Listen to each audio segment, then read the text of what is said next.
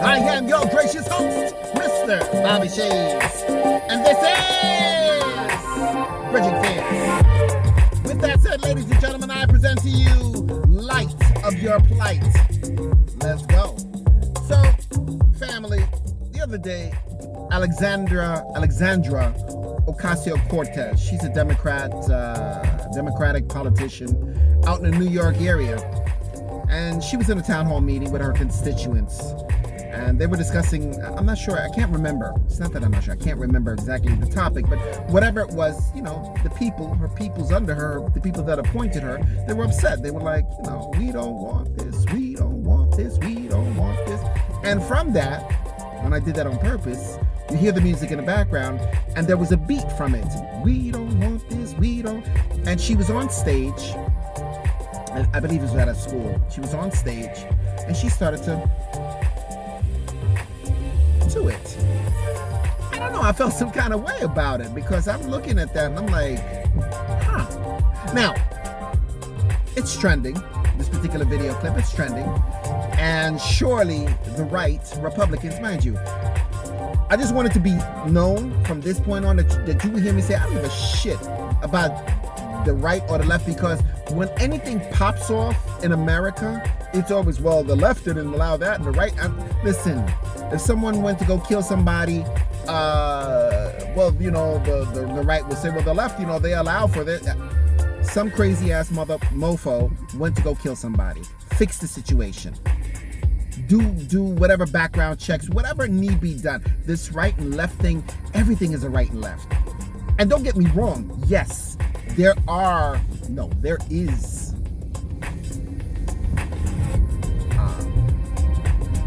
decisions made based on politics and policies, but sometimes I think it's just masked with BS. It's just people who are selfish, who have selfish needs, that just are looking for their own agenda or their own good old boys network or their own peoples, or whatever the case may be.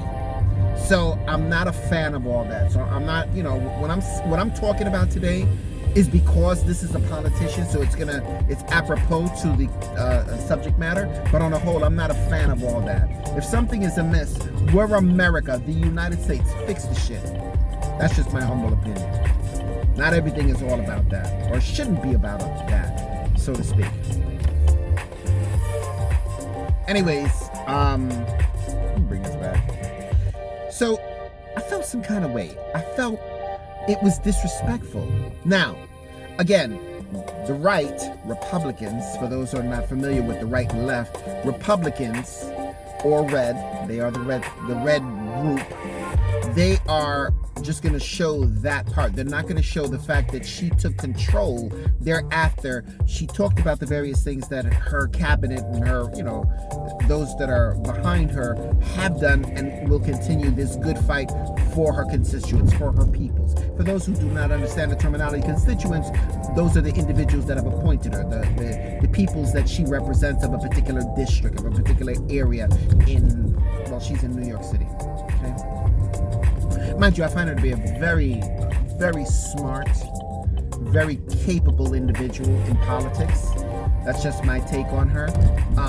I think she's young in the sense that she hasn't fully been indoctrined into, there are certain things one needs to do before one just blurts out, shouts out. You gotta be seasoned into it. And don't get me wrong, surely there were people that are going to season her into some BS. But hopefully through time and through her tenacity, her focus, her drive, and her care for her peoples, her constituents, that she will rise above that and do right for her people. That's just my humble opinion of this woman. So kudos to her. But nonetheless, I felt some kind of way about it. I felt that she, if I was sitting there, I'd be like, wait a second, are you dancing up there? So a beat by default came into play. You clowning me? You're not taking me seriously? That's just the way I felt. And I was like, am I being too petty? Am I overthinking this? Am I overreaching with my thought pattern here? Because again, the other side of the story is the fact that she took control. one thing about Obama, whether you like him or not, whether you like him or not, whether you believed in him, whatever you want to say about him, he was a polished man. He was polished. He was clean. He was very, very polished and clean. If it were him, because we've seen many a times the man was heckled, he was berated, he was yelled at, he was cursed at. The mudslinging from not only members on the other aisle, Republicans, and I'm sure some of his own decision-maker, lawmakers, he was polished. And there's a phrase that I learned a very, very long time ago. Never float with the shit. Rise above it. If it were him, remembering his times when he was heckled and whatnot, he would just let everybody do what they do, say what they say. Be like, okay, all right, okay. Okay. Well, as I was saying, what we have done and what we will continue to do, and he would just transition into boss. Well, he always had a boss attitude anyway. Then again, those are those dudes out in Chicago. They have that attitude about them. He's a Chicago guy. So, I don't know if I would have danced to the beat.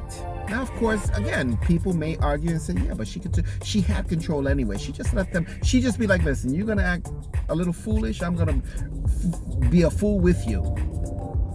You want to chant? Okay, you have a right to chant. But, dude, let me in. Don't be a prick about it. We're all going the same way. I'm not stopping. I hate prick drivers. I'm sure some people think that I'm a prick driver, too. Anyway, but, I don't know. I just felt some kind of way. I felt that she was clowning her constituents. Again, she's not Obama. And maybe it's wrong of me to make a comparison. But I guess, or maybe it's because she's a younger individual compared to many of her colleagues, and she just has that, you want to make a beat, I'm gonna go with it. Hey, wepa, I'm being very prejudicial right there because she's a Puerto Rican, so I'm doing the whole wepa thing. That was wrong. Now I'm making light of it. Hello.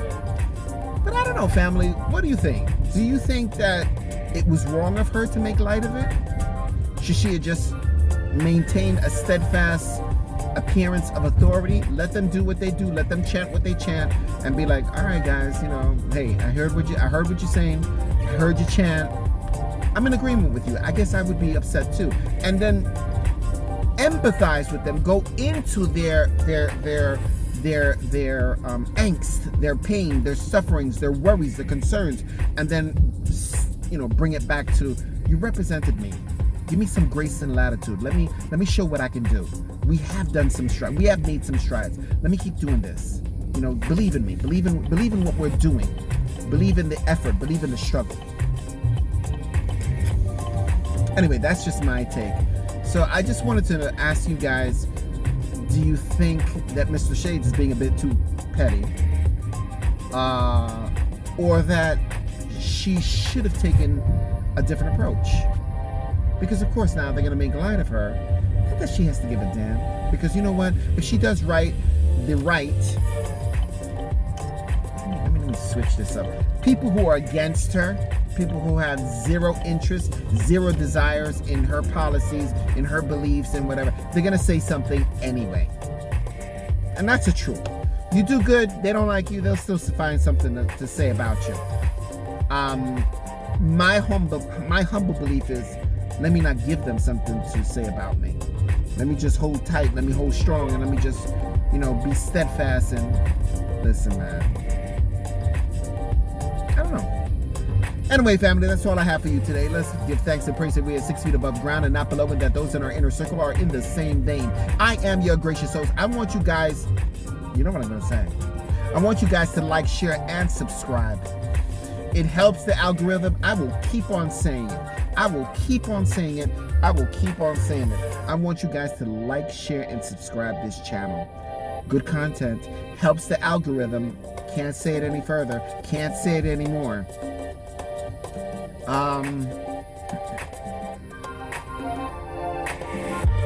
Whatever you do today, family, If silence is your statement of the day, make it loud and proud. Like the oxymoron, eyes wide shut. If silence is your statement, make it loud and proud. Keep your head on a swivel, because the streets are hot. Look around you. Bottom line of life and destiny is that if it's your time that you will die or whatever the case may be, it will be your time. But if you can avoid something or get out of the harm's way of something, or your spidey senses are tingling, you're like, I'm not feeling that right there. I don't want to go that route. I don't want to go up where those individuals are. Then follow your gut. Only dog workers would understand this. Anyways, guys, thank you for riding with me. I enjoy riding with you. I am your gracious host, Mr. Bobby Shades, and this is Bridging Fears. Whatever you do, family, stay lovely, stay sexy, but most of all, stay safe. And remember, this is another Bobby Shades production. See you in the next clip.